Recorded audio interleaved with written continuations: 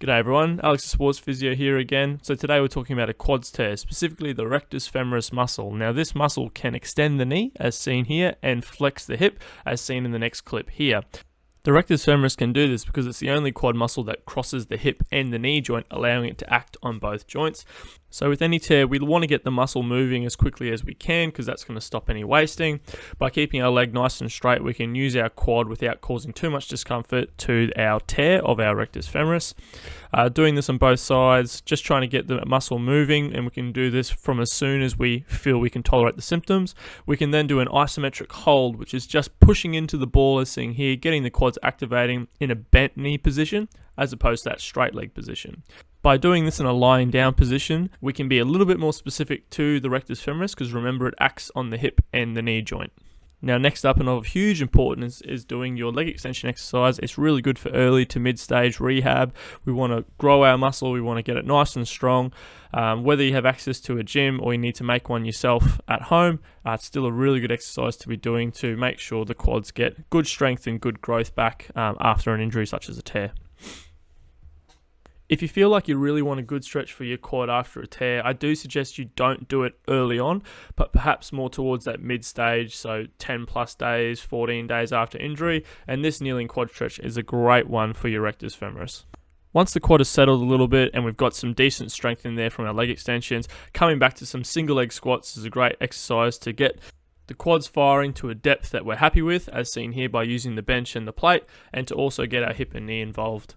Moving on to a single leg press where we're coming down to a 90-degree position. I was making sure I wasn't going much further than 90 degrees just because I was getting a little bit of a pull or a pinch in my quad when I got any further than that. Sticking to that 90 degrees, just doing a weight which feels comfortable. My goal here was hypertrophy, so I was doing 3 sets of 8.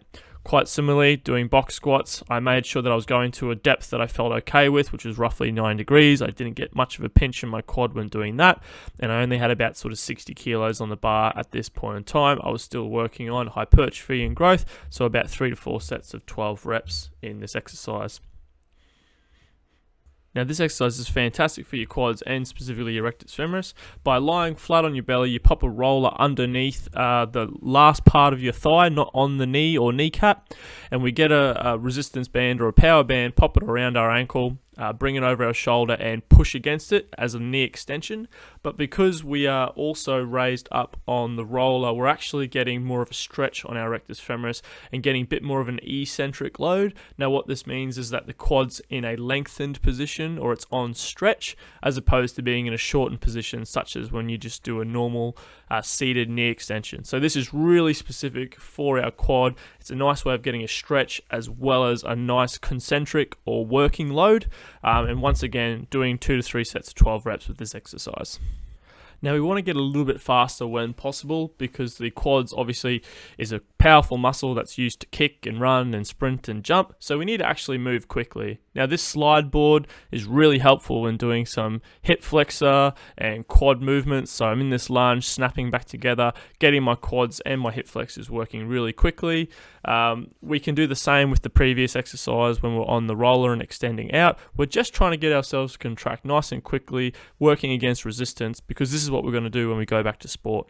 So this would be more towards that mid to late stage rehab.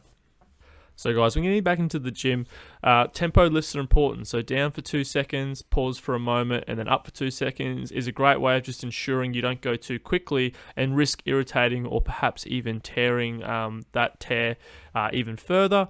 So making sure that we modify the range of motion as well. So like when I was squatting in the video, I had a range of motion that felt good for my tear, which was at about 90 degrees. This might be higher, this might be lower for you.